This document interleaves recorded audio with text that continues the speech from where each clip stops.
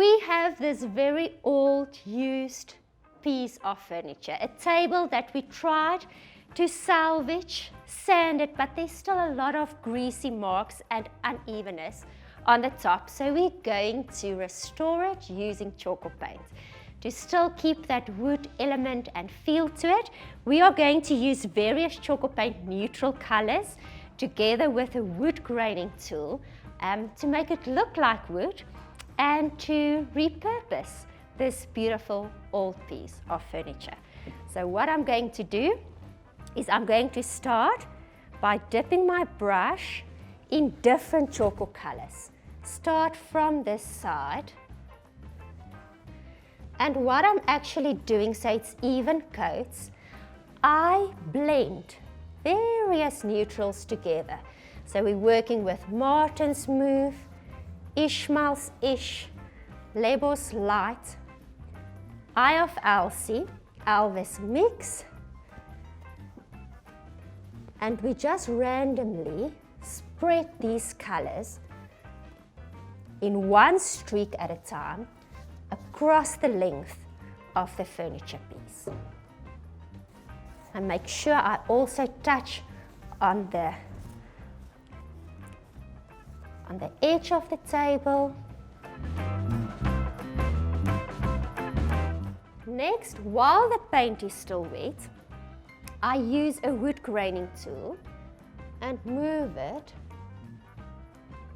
from one side of my table to the other. So we are busy hiding any imperfections. Now I'm working with my next streak, the width of my paintbrush more or less, because that's the size more or less of the wood graining tool.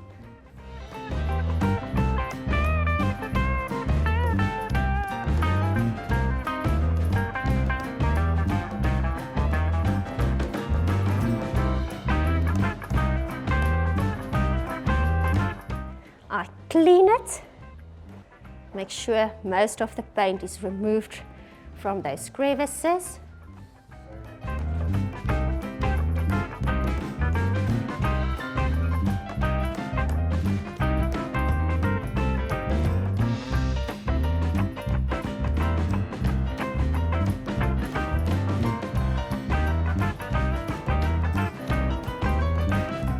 And now I continue until the entire surface is complete.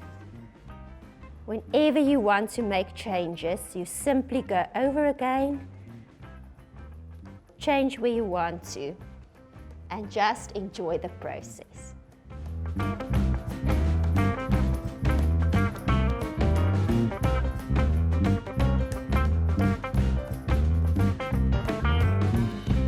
The movement I'm making is a rocking movement, working backwards and forwards.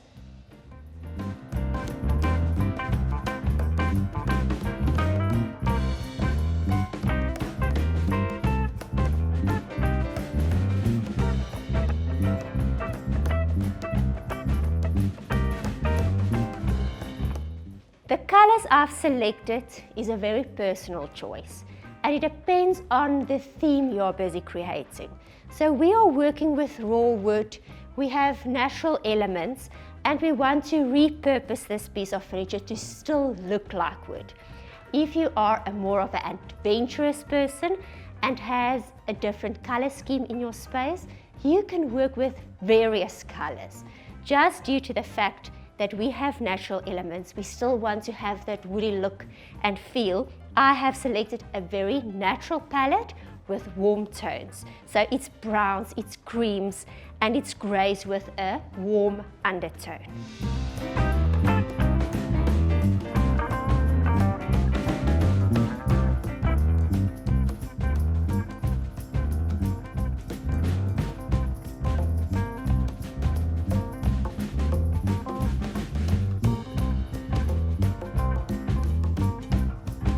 We have reached the last end of this table, so I'm just going to complete this Then I'll make sure that the edges of the table is nice and neat with a dry brush technique, which I'll show exactly how to do.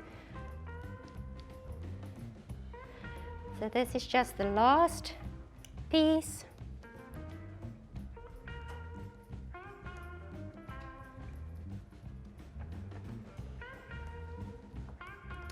And now I'll use the color Martin's Move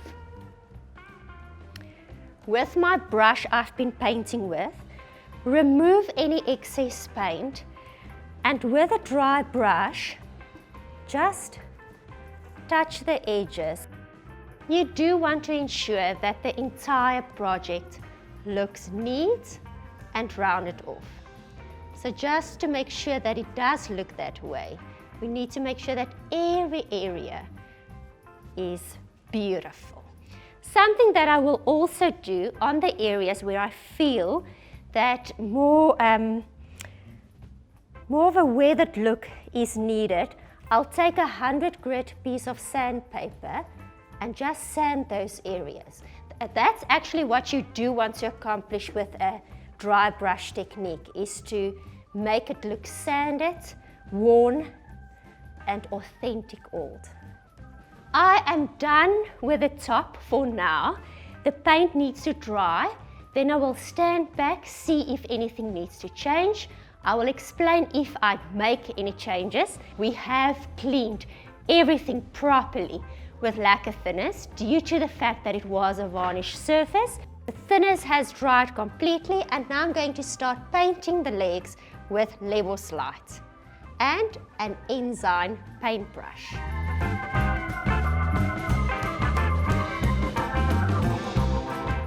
When painting with a paintbrush, make sure that you have enough paint on your brush, that your first coat is done evenly, as this is the foundation for the rest of the coats to follow, and just enjoy the transition process.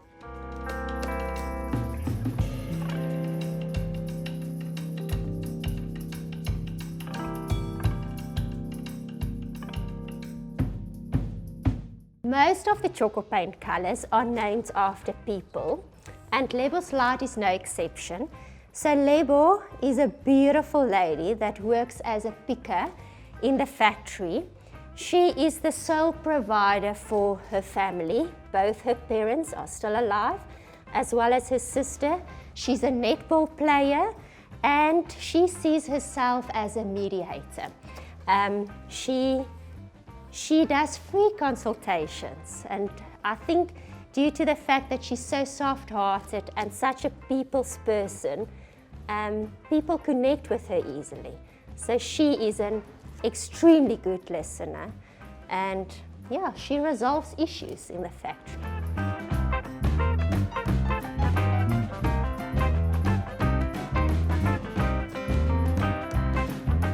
And now that our paint work is complete, I will start sanding the edges and the detail, and just allow for my paint to dry before I do that.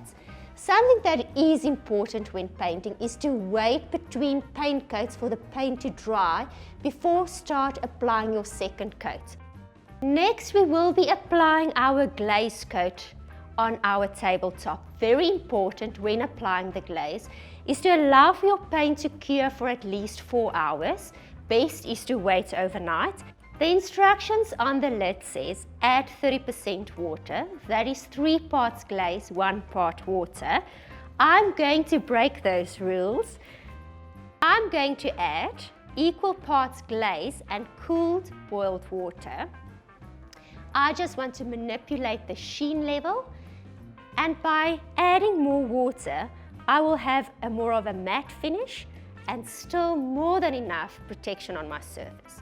The reason why I'm glazing the top coat or the tabletop is you want a stain-free, water-resistant, UV-resistant, if you're going to use it outside, surface, especially on the top. Tjhoko has a built-in sealer, and it's not always necessary, but things like tabletops, pedestal tops, kitchen cupboards, something you paint outside, are surfaces that we do recommend to add the glaze. In my hand, I have a damp microfiber cloth.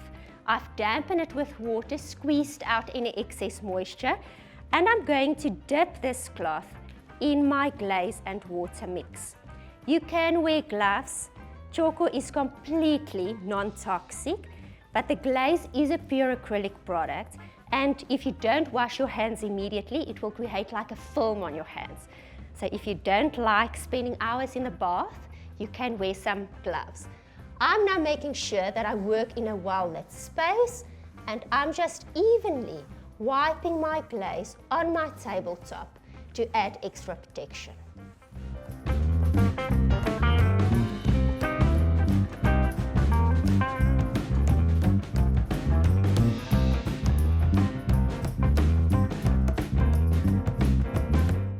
Once applied, wait 30 minutes for the glaze just to be hand dry.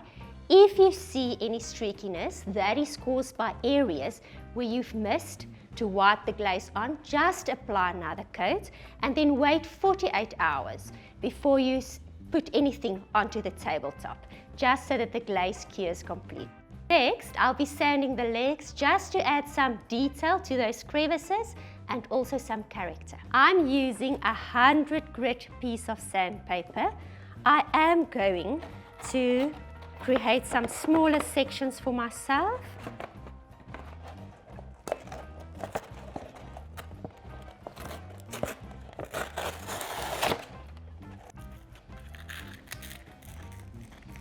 And now I'm going to focus on those legs. So when I sand, I make sure to add pressure on the areas where there's an edge or detail. I apply pressure, but initially light pressure, until I'm confident where my sanding is happening, and then I apply more pressure as I want to remove more paint and even the varnish underneath, just to create authentic, lighter wood areas.